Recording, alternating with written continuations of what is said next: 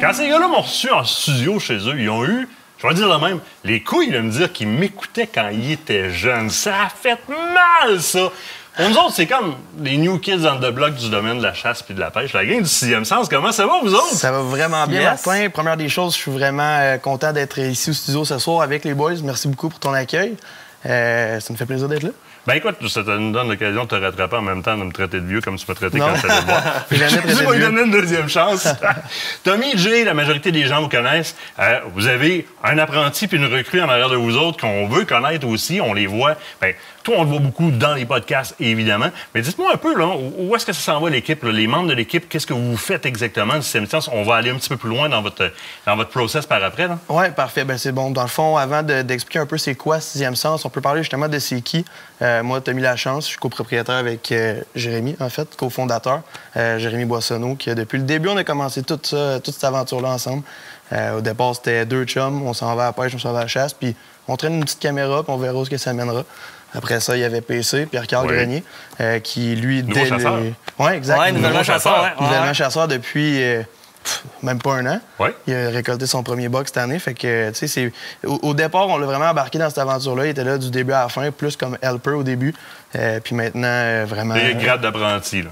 Ben, là, C'est une nouvelle recrue, là. Fait que là, lui, il tombe apprenti. Ben, Après ça. ben, t'as aussi, c'est ça. Alors, on passe au suivant. Il y a Ben, Benjamin Lalberté, qui, lui, ça fait seulement quelques mois qu'il est dans l'équipe. Il est venu souvent avec nous pour plusieurs destinations, tournages qu'on a fait. Autant des chasses, des pêches. C'est un gars qui a guidé à l'Anticosti, qui est spécialiste dans l'oiseau migrateur aussi, qui est un point qui apporte un peu à l'équipe aussi. Et là, vous êtes tous des membres à part entière. Là. Je faisais bien des farces avec ça, mais vous avez tous énormément d'importance dans ce qu'est le sixième sens aujourd'hui. Puis je veux justement que vous m'apportiez un peu, là, à partir de cette petite caméra-là, pour triper sur le terrain, absolument de vous autres. Comme probablement plusieurs d'entre vous font quand vous allez à la chasse. Vous avez venu l'idée de fonder quelque chose qui s'appelle aujourd'hui Sixième Sens. Décrivez-moi un peu, c'est quoi aujourd'hui Sixième Sens? Bien, aujourd'hui, je commence avec le premier point. En fait, c'est très simple. Au début, on s'est dit, on fait des tournages dans les pourvoiries, on fait le tour des pourvoiries au Québec, on transmet ça, on transmet notre passion aux autres. Ce qu'on a toujours voulu faire, autant dans la chasse que dans la pêche, c'est de vraiment montrer la réalité des choses. C'est pas aller nécessairement dans ce qui est du rêve ou des choses qui sont pas atteignables pour certaines personnes ou quoi que ce soit. Puis vraiment montrer aussi l'esprit d'équipe, l'esprit de gang, vraiment montrer je sais pas comment je peux dire ça, là,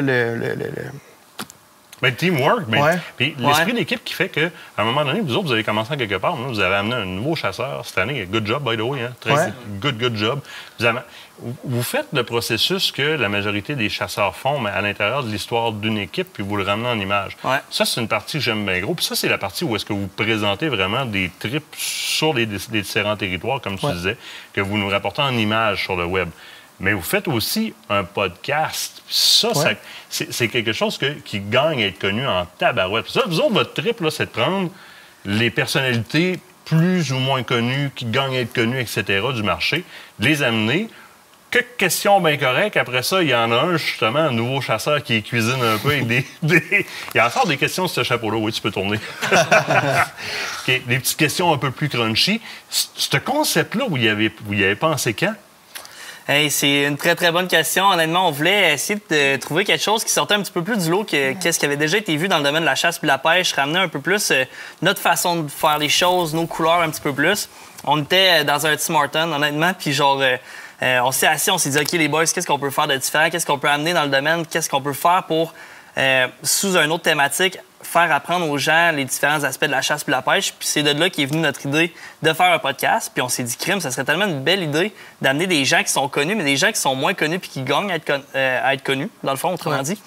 Puis de ce fait, il y a tellement des belles personnalités qu'on a rencontrées qui nous ont appris des choses absolument incroyables sur différents sujets, la sauvagine, la pêche en eau salée, la pêche sur glace, des trucs comme ça, même de la chasse, tu sais. Fait que c'est ce qui a fait que on a pu amener quelque chose de différent, de nouveau, carrément, dans la communauté, dans l'industrie de la chasse et de la pêche au Québec. Bien, c'est ça. C'est comme tout était en place pour dire on a les contacts, on a les connaissances, puis on va aller en chercher d'autres, puis aussi instruire les gens là-dedans. Fait qu'on est parti de rien. On connaissait un peu c'était quoi un podcast par l'entremise d'en avoir écouté sur d'autres d'autres domaines Sujet, complètement. ouais. Puis dans la chasse d'empêche, il n'y avait pas ce que nous, on voulait amener. Puis on a comme développé un peu un plan, tout ça. On s'est monté un studio. On est parti avec aucune connaissance. On a tourné 1, 2, 3 podcasts sans même pouvoir les publier. Puis parce que, tu sais, le résultat n'était pas ce qu'on voulait ou quoi que ce soit. Puis par la suite, ben liste d'invités, tout ça. Fait qu'on a reçu des gens connus, des gens moins connus, ce qui peut être vraiment le fun aussi, comme je disais, je pense que c'est hors cam. C'est quand on reçoit quelqu'un qui est très connu, on peut vraiment connaître la personnalité aussi de la personne en arrière du chasseur qu'on voit soit à la télévision ou du guide ou quoi que ce soit. Fait que on a bien du fun avec ça. Tu sais, Pierre-Carl, l'UPC, qui présente la petite bière au début. Fait que on est 4 gars autour d'une table, on boit une bière, puis on jase de chasse de pêche, puis c'est vraiment divertissant. Ça rend tout ça accessible parce que justement, le style lounge, un peu le style justement salon, assis avec la petite bière, ça fait passer l'autre bord. C'est comme si on était backscene un peu. On est capable de rentrer dans l'intimité un petit peu. Puis oui, vous avez rencontré des gens qui sont plus connus, des animateurs de télé, des personnalités dans le domaine de la chasse puis de la pêche. Vous avez aussi fait connaître certaines personnes. C'est-à-dire que vous prenez des gens qui ont intérêt à être connus ou qu'on a intérêt à connaître, puis vous les amenez un petit peu sous la lumière avec ce podcast-là. Puis ça, je trouve ça super intéressant. Maintenant, pour l'instant, si on va aller voir votre podcast, ceux qui sont déjà faits, où est-ce qu'on le retrouve, le podcast? Bien, on le retrouve en fait en visuel qui est sur YouTube, qu'on republie par la suite autant sur toutes les plateformes, là, Facebook puis tout ça. Mais ce qui est vraiment intéressant, tu sais, les truckers, d'autres qui sont sur la route, d'autres qui vont au gym, qui veulent l'écouter, on l'a aussi en audio qui est sur Spotify puis Balados. Ça, c'est très cool. En 30 secondes, vos gros noms qui s'en viennent, avez-vous des aspirations? C'est des choses que je veux pas tout tirer, là, mais en avez-vous un ou deux pour moi? On en a énormément. C'est sûr que t'es venu sur le podcast, on va recevoir, puis tu sais, c'est pas... Sauve-toi pas là-dedans, des gros noms qui s'en viennent. OK, bien, le prochain tournage de podcast qu'on fait, on va le faire avec Daniel Gilbert, en fait, là, de Bête de chasse, de tournée de films chasse et pêche.